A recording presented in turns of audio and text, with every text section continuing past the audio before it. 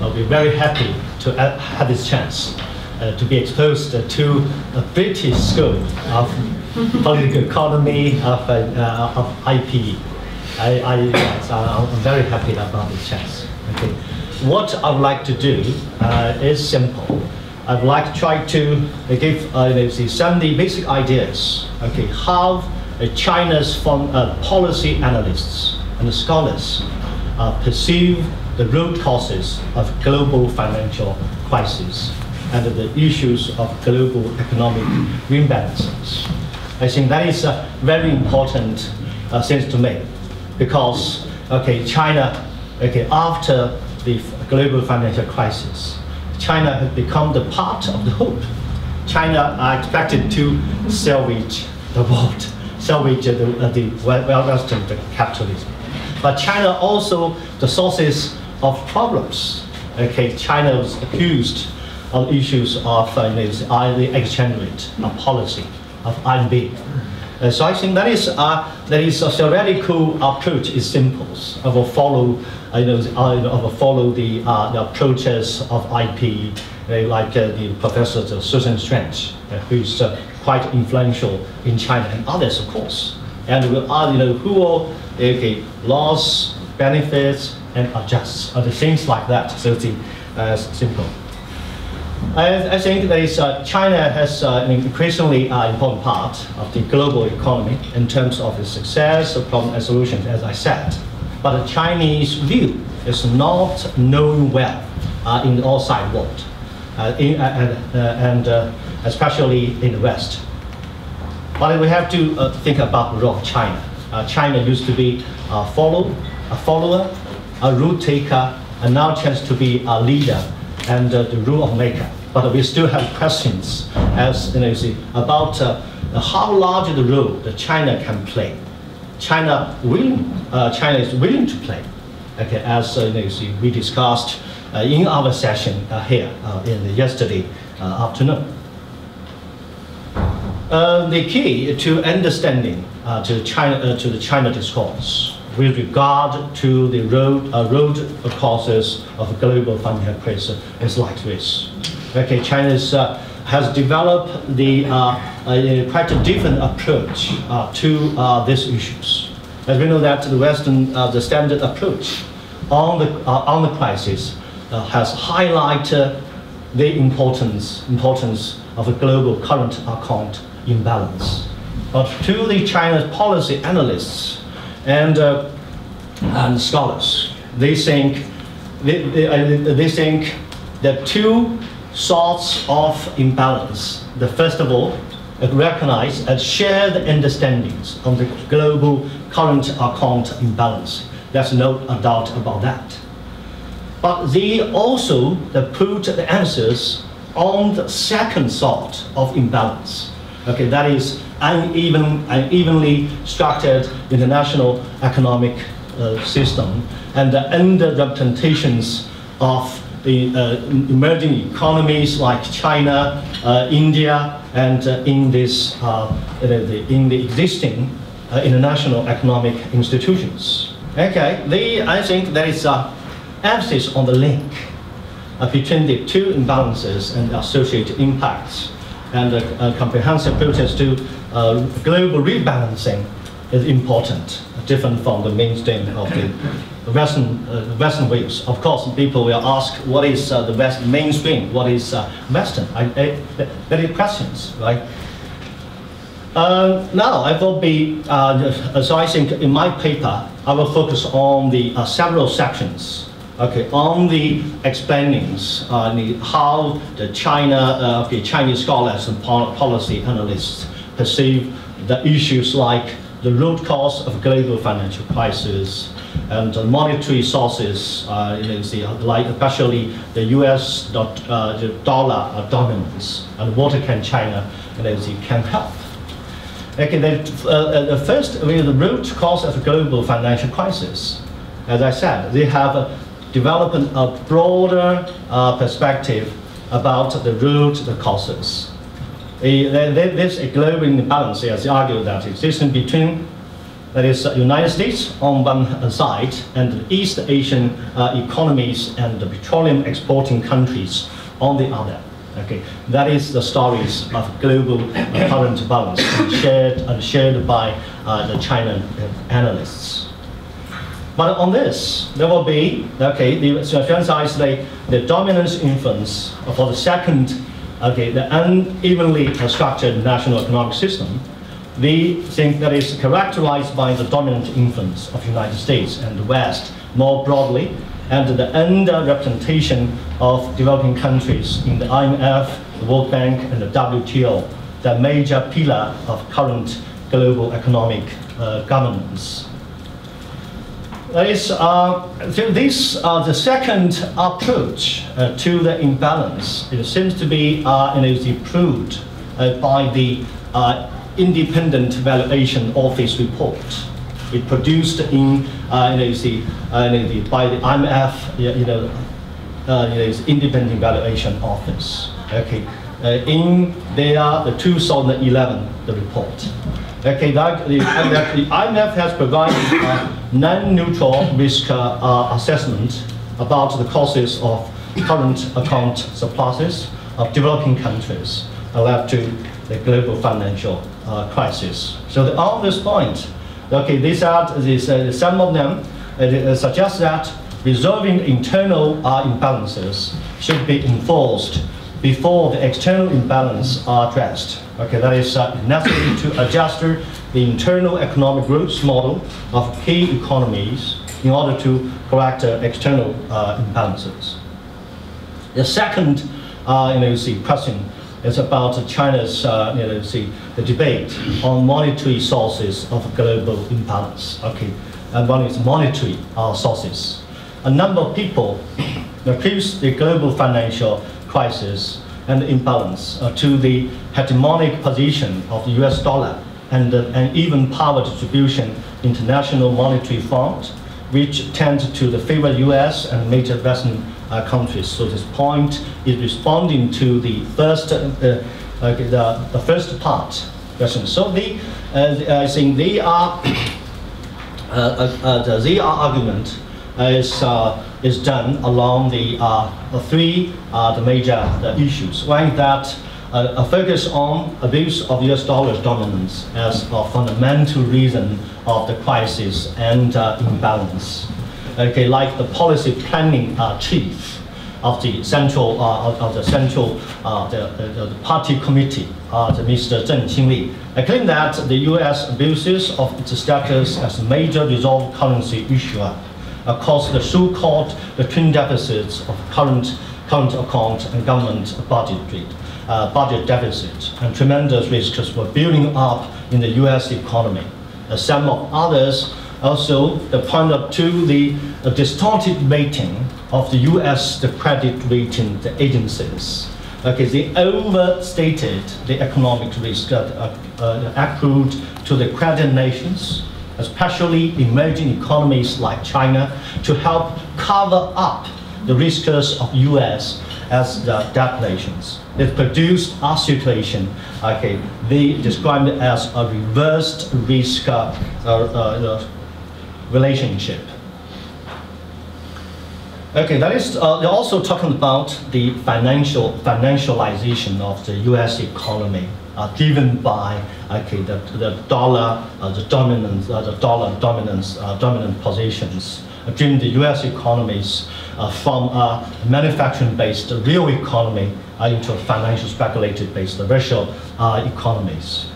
Even they also accused the U.S. might be largest currency manipulators. Okay, some among some researchers. Okay, this related to this. The second one is biased IMF surveillance. Okay, some of them. Okay, generally speaking, the Chinese analysts hold the view that is IMF is plagued by the deeply uneven structure of power, incapable of preventing the major financial crisis because it's clearly biased by the neoliberal policies, and as a result, the lack of even-handedness in the risk surveillance. They argued like this that the economic neoliberalism and Washington consensus are widely regarded as being at the root of global crisis, driven by the banking and financial sectors. The US government worked with IMF to impose the agenda of deregulations and liberalizations on developing countries since the 1980s.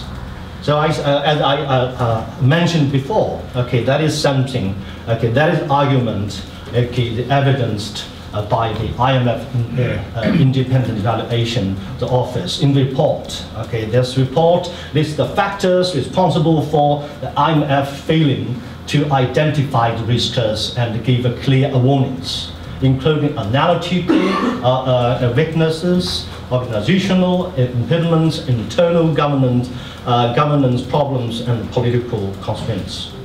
Okay, that is a third question, which is have been hard in China's debate about is a Chinese version of Plaza Accord necessary? Okay, that is generally speaking. We have recognized there's different views in China on the causes and consequences of the Plaza Accord, but that the major group of people recognize that okay, that is they are opposed to the one of appreciation of IMB. They argue that the Plaza Accord was the root causes of dead-long recessions of Japanese economy, and China must not repeat Japan's painful loss.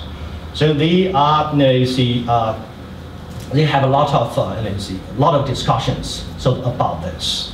On this is about inflating the consequences of Plaza Accord, including the sharp decline of exports, high inflation, the real estate bubble, excessive capital speculations, and erosion of the innovation spirit, and a long decade of recessions.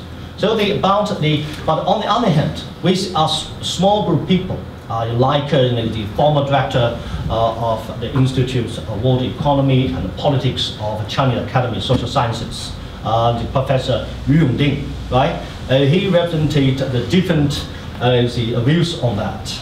Okay, they think that there will be, they pointed to the different the reasons, okay, for the negative consequences of the Plaza Accord, and argued for IMB exchange rates to appreciate in the interests of China itself.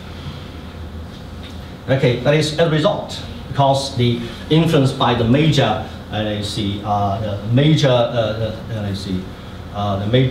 people's argument, they ask for resisting the U.S. pressures on IMB negotiations. No doubt about that.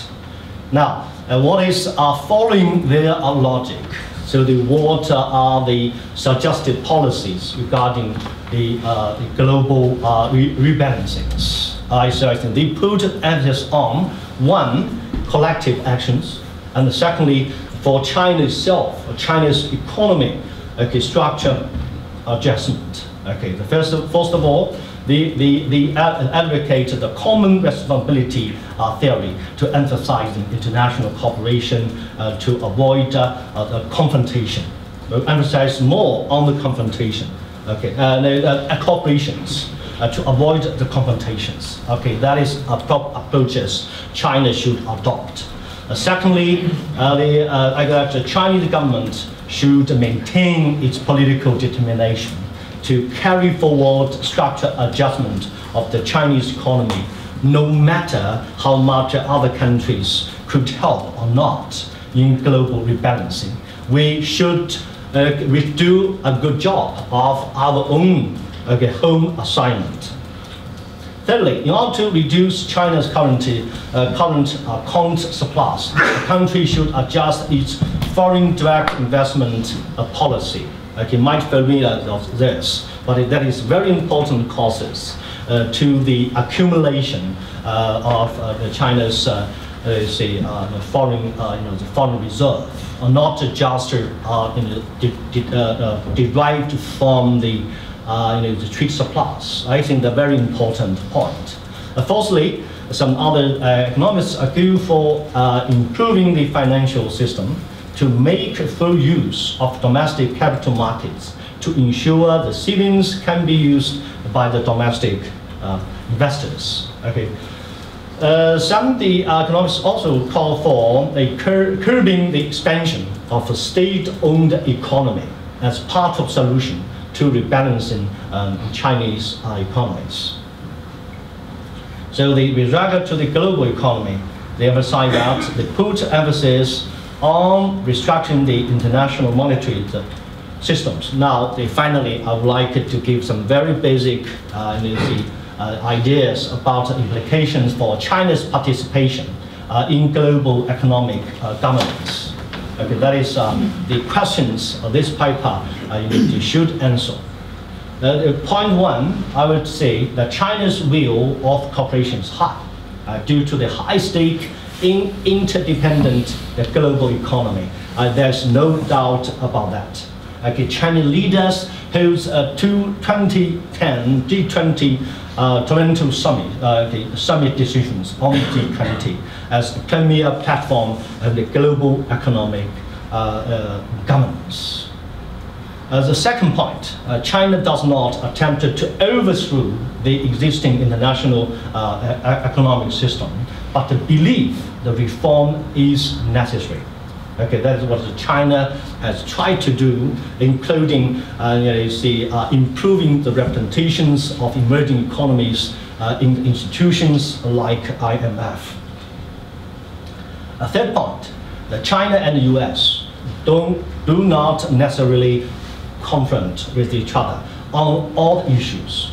While the two countries conflict on foreign exchange issues, as we've seen, as the two may compromise and cooperate on the other issues based on the common interests like a tax haven watch list.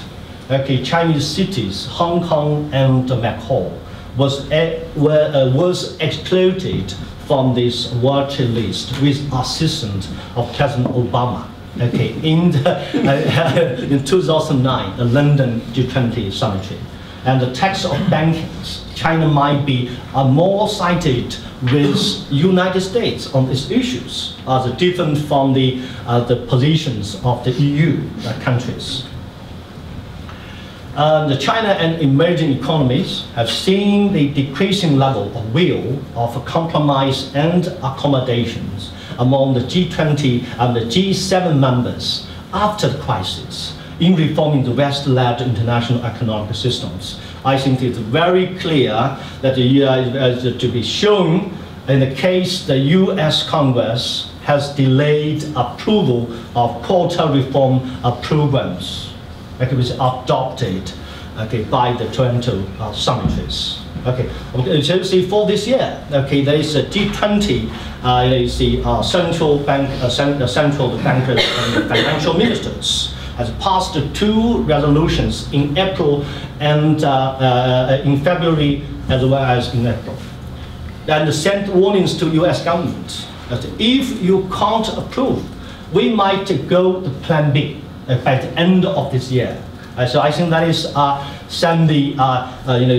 structure says about the U.S. The dominance in the institutional like this.